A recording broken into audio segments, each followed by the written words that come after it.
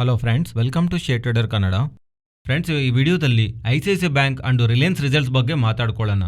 ಅದಕ್ಕಂದ್ರೆ ಮುಂಚೆ HDFC and HDFC life stock ಇವತ್ತು ಇಷ್ಟೊಂದು ಮೂವ್ ಆಗೋದಕ್ಕೆ ರೀಸನ್ ಇಲ್ಲಿ ನಿಮಗೆ ಕಾಣಿಸ್ತಾ ಇರುವಂತ ಇಂಪಾರ್ಟೆಂಟ್ ಡೇಟಾ. ಇದು RBI ಅವರಿಂದ ಬಂದಿರೋದು. RBI ಅವರು HDFC ಬ್ಯಾಂಕ್ ಇವೆರಡು ಮಜರ್ ಆಗ್ತಿದೆ ಅಲ್ವಾ, ಒಂದಾಗ್ತಿದೆ ಅಲ್ವಾ. ಸೊ HDFC ಬ್ಯಾಂಕ್ ಮತ್ತೆ HDFC ಏನೋ NBFC, HDFC ಬ್ಯಾಂಕ್ ಏನೋ ಒಂದು ಕಮರ್ಷಿಯಲ್ ಬ್ಯಾಂಕ್. ಒಂದು NBFC ಒಂದು ಬ್ಯಾಂಕ್ ಅಲ್ಲಿ ಮರ್ಜರ್ ಆಗ್ತಿದ್ರೆ ಬ್ಯಾಂಕ್ ಅವರು ಮೇಂಟೈನ್ ಮಾಡಬೇಕಾಗಿರುವಂತ ಸ್ವಲ್ಪ ರೂಲ್ಸ್ ಅಂಡ್ ರಿಸ್ಟ್ರಿಕ್ಷನ್ಸ್ ಇರತ್ತಲ್ವಾ, RBI ಅವರು ನಾರ್ಮ್ಸ್ ಇರತ್ತಲ್ವಾ, ಅದನ್ನ ಮೇಂಟೈನ್ ಮಾಡಬೇಕಾಗತ್ತಲ್ವಾ.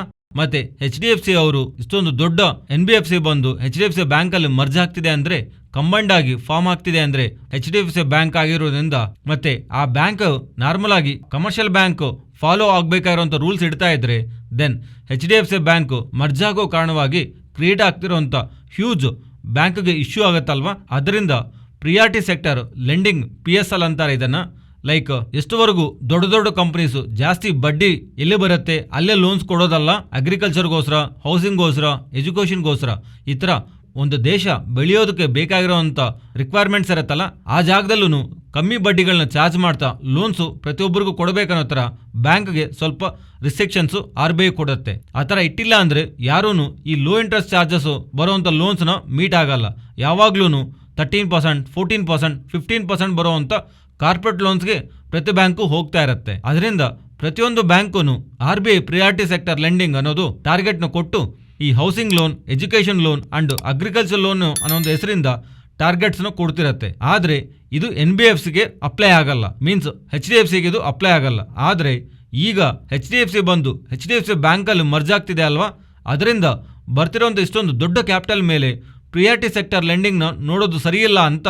ಅದರಿಂದ ಇಮಿಡಿಯೇಟ್ಲಿ ನೀವು ಟಾರ್ಗೆಟ್ನ ಮೀಟ್ ಆಗಬೇಡಿ. ಫಸ್ಟ್ ಇಯರ್ನಲ್ಲಿ 1/3 ಮೀಟ್ ಆಗಿ, ಸೆಕೆಂಡ್ ಇಯರಲ್ಲಿ ಅಂಡ್ ಥರ್ಡ್ ಇಯರ್ ಸೇರಿಸಿ ಗ್ರ್ಯಾಜುಯಲ್ ಆಗಿ ಪ್ರಿಯಾರಿಟಿ ಸೆಕ್ಟರ್ ಲೆಂಡಿಂಗ್ನ ಮೀಟ್ ಆಗಿ ಅನ್ನೋ ಥರ. ಮೀನ್ಸ್ ಇಮಿಡಿಯೇಟ್ಲಿ ಆಗಿಲ್ಲ ಅಂದ್ರೂ ಬರ್ತಿರೋಂಥ ಫಸ್ಟ್ 3 ಇಯರ್ಸ್ ಅಲ್ಲಾದರೂ ನೀವು ಪ್ರಿಯಾರಿಟಿ ಸೆಕ್ಟರ್ ಲೆಂಡಿಂಗ್ನ ಮೀಟ್ ಆಗಿ ಅಂತ ಹೇಳಿ RBI ಅವರು ಕ್ರಿಯೇಟ್ ಮಾಡಿರೋಂಥ ಆಪ್ಷನ್ನು HDFCಗೆ ಅಂಡ್ HDFC ಬ್ಯಾಂಕ್ ಎರಡಕ್ಕೂ ಪಾಸಿಟಿವ್.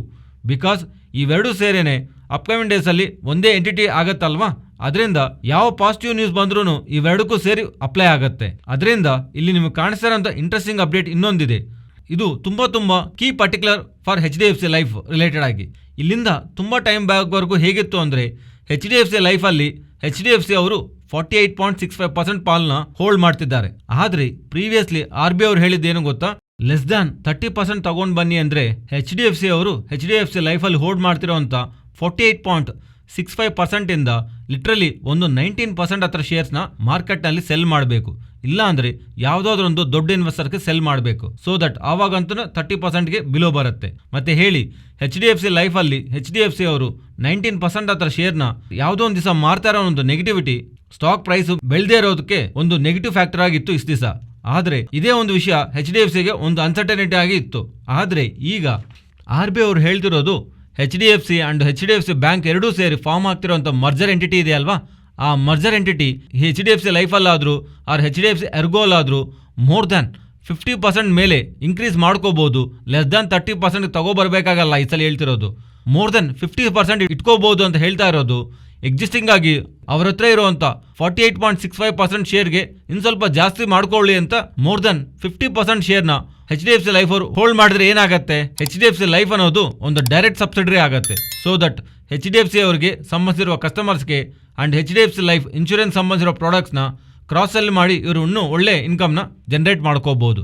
ಇದೇ ಓವರಾಲ್ ಆಗಿ ಇವತ್ತು HDFC and HDFC bank and HDFC life related ಆಗಿ ಇರುವಂಥ ಇಂಟ್ರೆಸ್ಟಿಂಗ್ ಅಪ್ಡೇಟ್. ಇದೇ ಥರ ನಾವು ICICI ಬ್ಯಾಂಕ್ ರಿಲೇಟೆಡ್ ಆಗಿ ಮಾತಾಡ್ಕೋಬಹುದು. ಫಸ್ಟ್ ಈ ಟಾಪಿಕ್ ಮಾತಾಡ್ತೀನಿ, ನೆಕ್ಸ್ಟ್ ರಿಸಲ್ಟ್ಸ್ ಬಗ್ಗೆ ಮಾತಾಡ್ತೀನಿ ICICIದು. ಇದಕ್ಕೆ ಮುಂಚೆ ಮಾತಾಡ್ಕೊಂಡಿದ್ದಲ್ವಾ HDFC and HDFC life related ಆಗಿ, ಅದೇ ಥರ ICICI ಬ್ಯಾಂಕ್ ಅವ್ರಿಗೂ ICICI ಲಾಂಗ್ ಬೋರ್ಡ್ನಲ್ಲಿ ಶೇರ್ನ ಹೋಲ್ಡ್ ಮಾಡ್ತಿದ್ದಾರೆ ನಿಯರ್ಲಿ 48% ಹತ್ರ. ಅಂಡ್ ಪ್ರೀವಿಯಸ್ಲಿ RBI ಅವರು ಇವ್ರಿಗೂ ಹೇಳಿದ್ದಾರೆ 30% ಬಿಲೋಗೆ ತಗೊಂಡು ಬನ್ನಿ ಅಂತ. ಆದರೆ ಈಗ HDFC ಅವರು ರಿಲೇಟೆಡ್ ಆಗಿ ಈ ಥರ ಸ್ಟೇಟ್ಮೆಂಟ್ ಮಾಡ್ತಿದ್ದಾರಲ್ವಾ RBI ಅವರು, ಅದರಿಂದ ಇದೇ ಸ್ಟೇಟ್ಮೆಂಟ್ನ ICICI ಬ್ಯಾಂಕು ಅಪ್ಲೈ ಆಗ್ತಾ ಇದ್ರೆ, ದೆನ್ ಇದಾದ್ಮೇಲೆ ಒಂದು ವೇಳೆ ICICI ಬ್ಯಾಂಕ್ ಅವರು ಎಸ್ ನಾವು ನಮ್ಮ ಶೇರ್ನ ಹಾಗೆ ಇಟ್ಕೊಂಡು ಇನ್ನೂ ಜಾಸ್ತಿ ಮಾಡ್ಕೋಬೇಕು ಅಂತ ಅನ್ಕೊತಾ ಇದೀವಿ ಅಂತ ಹೇಳಿದ್ರೆ, ದೆನ್ ಅಲ್ಲೂ ICICI ಲಾಂಗ್ ಬೋರ್ಡ್ಗೆ ಇದೊಂದು ಬಿಗ್ ಪಾಸಿಟಿವ್ ಆಗಿ ನಾವು ನೋಡಬೇಕು. ಬಟ್ ಇನ್ನೂ ಇದು ಅಫಿಷಿಯಲಿ ಆಗಿ ಕನ್ಫರ್ಮ್ ಆಗಿಲ್ಲ.